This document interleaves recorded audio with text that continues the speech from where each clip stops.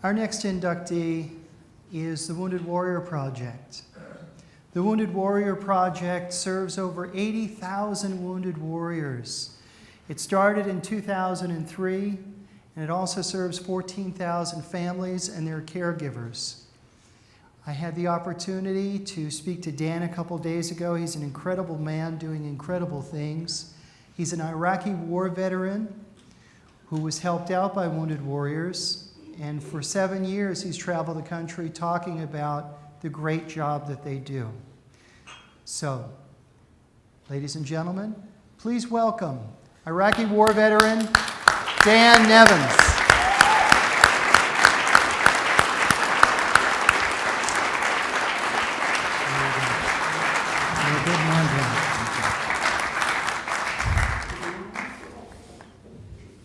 Wow.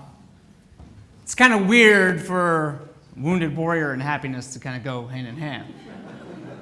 And so it's November 7th today, right? Am I off? So who remembers where they were exactly 11 years ago today? Exactly. Well, I do. I was in Iraq at a place called LSA Anaconda, Logistical Support Area Anaconda, or Balad Air Base if you're an Air Force person. And I remember because the Battle of Fallujah had just started. I was not in Fallujah.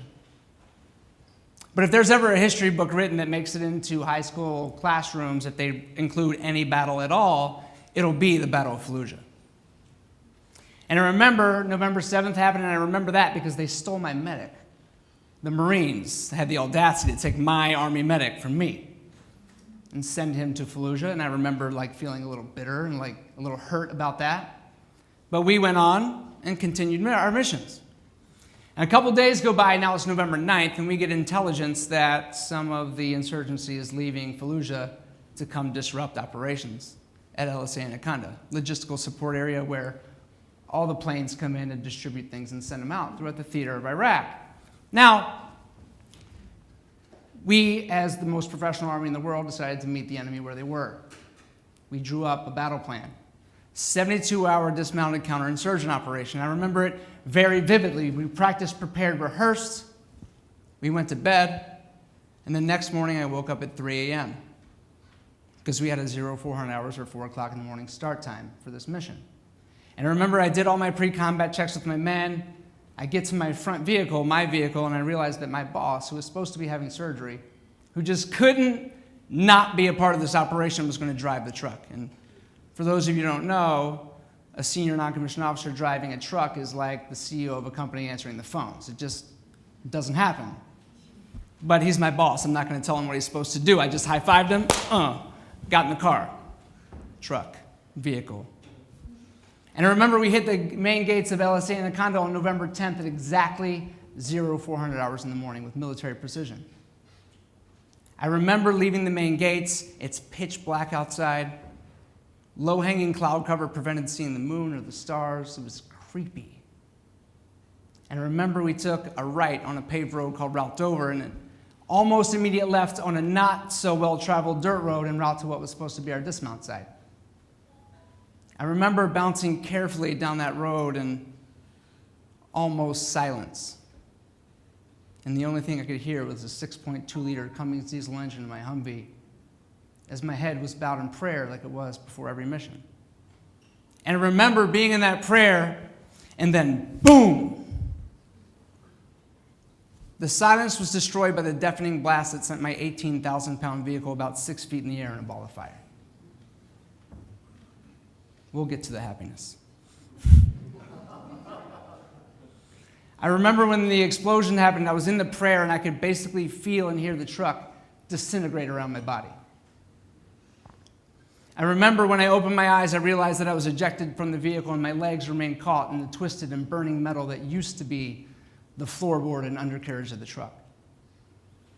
I remember I opened my eyes and I could start to see, my vision was blurry and I could see a little better now because my truck was still on fire, and as the dust started to descend, I looked to the front driver's compartment of my vehicle and realized right away that Sergeant First Class Mike Arlini had made the ultimate sacrifice for our country. And that's who I wear this bracelet for every day, to remind me of the man that he was, what he taught me as a leader, as a man as a soldier, and as a human being. And I wear this bracelet as a reminder to live, because he can't. And I remember as I was laying there trying to figure out what happened, everything was chaos. Everything was blurry. I couldn't hear correctly. There was a ringing in my ears. I had a sickening knot in my stomach. I tasted blood in my mouth. I couldn't move, and I was just frantic, and I just laid back and watched my team move with tactical proficiency, securing the perimeter, doing everything they were supposed to do. And I was their boss. I was the leader of this operation, and I wasn't saying anything, yet they were doing everything right. And I remember I had some time to kind of check and see how bad my situation actually was. And like we're trained, I started with my head, and my helmet came apart in 2 pieces in my hand. And I knew that wasn't a good start, but I was conscious, and that was a good thing. And then I remembered, like everything in the government, my helmet was made by the lowest bidder. So it could have just been a defect, I don't know.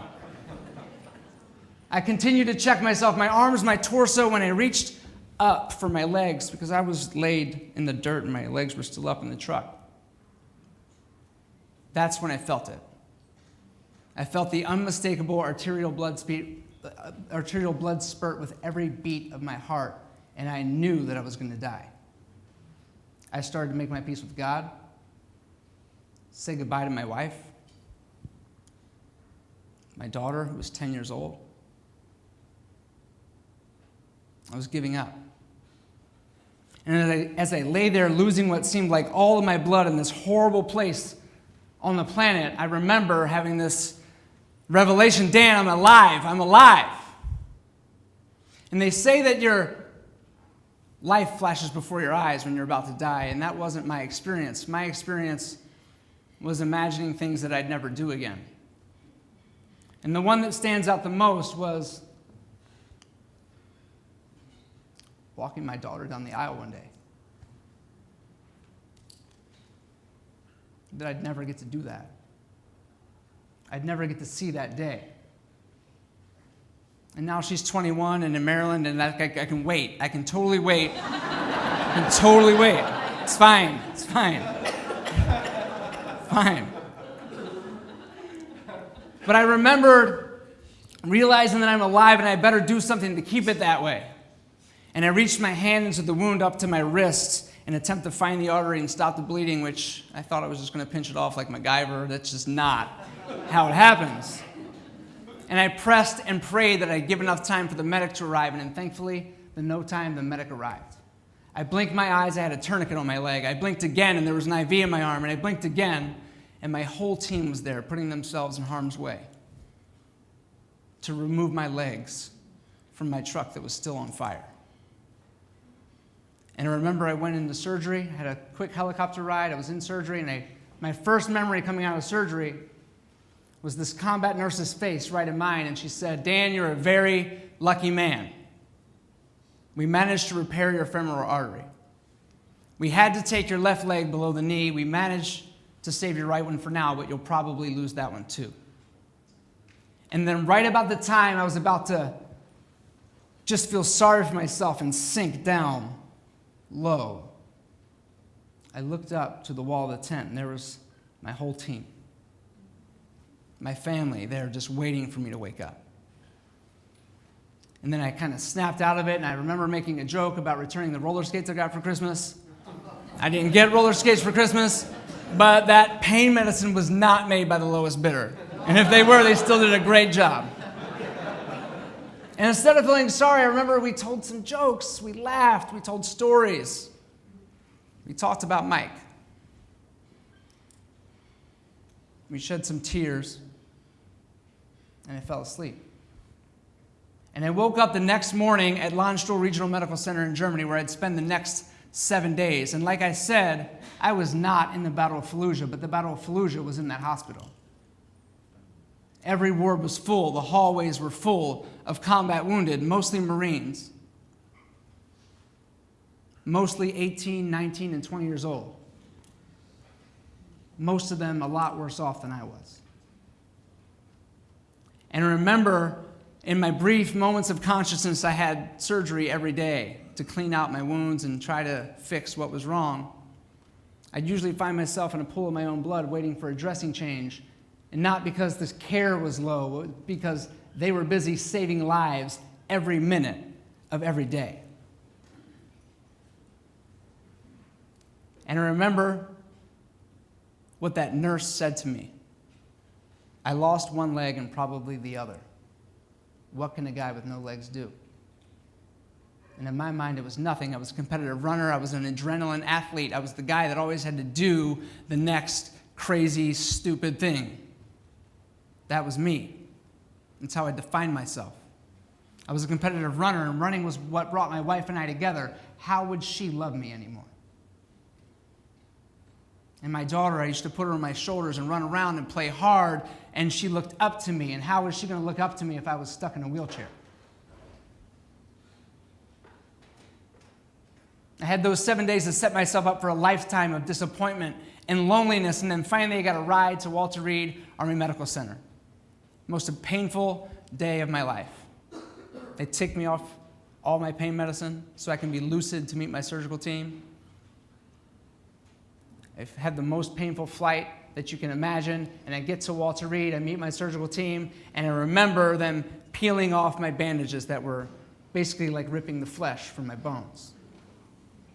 And I had my welcome to Walter Reed surgery that I will never forget because the surgery started before anesthesia fully took effect. And I didn't feel anything, but I saw it, and that was enough. And I woke up the next morning at Walter Reed Army Medical Center on Ward 57, the severely injured orthopedic ward. And I was angry. I thought that Mike got the better deal. I didn't want to be there. And I know you're saying to yourself, Dan, this is happiness. Can you get to the happy part? And this is it. I met my nurse, Erica, who was an angel. She changed my life. Probably because she had pain medicine. But that's fine. And Erica was so hot. She was so hot. So beautiful. She was like a 7, but then you add pain medicine, it's like a 10. It's instantly higher. And she said, Dan, great news. Your wife's on her way. She'll be here about 3 o'clock, but I didn't want to see her. I think more than that, I didn't want her to see me. Not like that. A year ago, I left the top of my game, and now I was broken and useless, laying in a hospital bed, and I was full of anxiety and fear and guilt, and I just didn't want her to see me. About 20 minutes later, I had a couple bites of lunch. Erica was back in my room. She said, Dan, there's some people here I think you should meet. And I said, okay. And in came 2 of the founders of Wounded Warrior Project with a backpack that we'd all take for granted right now. A simple backpack full of comfort items, shorts, a t-shirt, something I could put on to feel human again. Because when they cut my uniform off, it was replaced by a hospital gown that was not so flattering.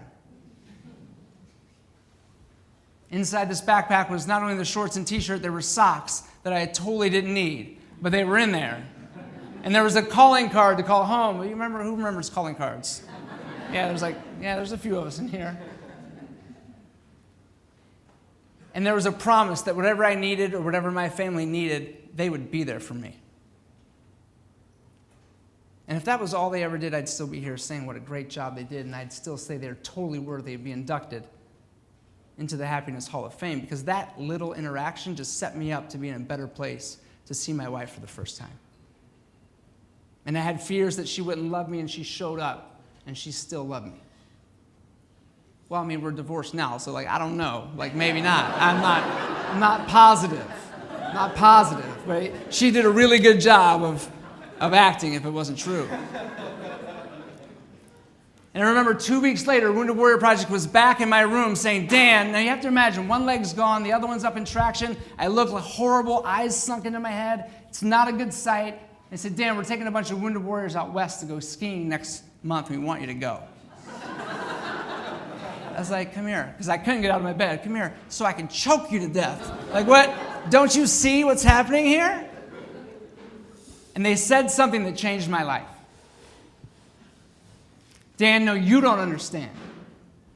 We have the best adaptive equipment in the world and the best adaptive instructors in the world. And if the hospital clears you to go, we'll get you to the bottom of the mountain. And that was the first time in my life I'd ever even considered the possibility of not being stuck in that hospital bed forever. And unfortunately, I wasn't able to get medically cleared for that trip. But since then, in my 18 months and 36 surgeries at Walter Reed, I had the opportunity to go snowboarding, wakeboarding, rock climbing, outrigger canoeing, kayaking, kiteboarding, you name it. They were making me take opportunities to prove that my disability didn't define me, but that I got to define what the rest of my life was going to be like.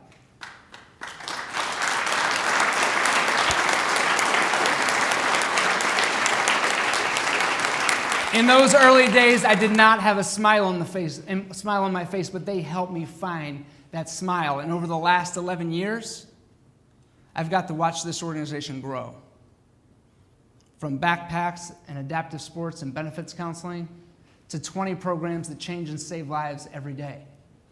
Programs that nourish the mind and body, that help warriors stay engaged with one another, their families, and their communities when they return home, and help with economic empowerment, whether that's through school or employment, to help warriors who can't wear a uniform anymore find purpose again in their life. And it's been my greatest blessing to be able to live this logo, this one warrior carrying another off the battlefield, because I started as the warrior on the top, and I had the privilege of becoming the warrior on the bottom, to help those who are being injured today and tomorrow. And yes, we're still in combat right now. The hospitals are still full, over full right now. You don't hear about it. The Wounded Warrior Project has never forgotten. They haven't forgotten me, and they haven't forgotten the 80,000 warriors and families that we serve every single day. And I have the dream job. I used to work for the organization, and I left my dream job at Wounded Warrior Project in July to be able to tell stories on stages around the world. And I teach yoga. I had the weirdest thing I've ever said out loud. As a military guy, I get to teach yoga. I teach yoga all over the place with the simple invitation to invite a veteran to yoga because you just might save their life. Because that's exactly what happened for me. And I can tell you right now, I'm the happiest I've ever been. And none of it would have been possible without Wounded Warrior Project. Not a single day, not a single smile would have been possible without what they did for me. And I'm one story of thousands that Wounded Warrior Project has helped. So it's my honor. I gotta make sure I get the right one. It's my honor to accept this award on behalf of an organization that changes and saves lives every single day. An organization that brings smiles to those who've forgotten how to smile. And it's my greatest blessing to have been able to wear the uniform and service to our country. And my only question for you is, how are you, the person in your clothes, in your chair, how are you being called to serve and to be able to make someone else smile? Thank you very much.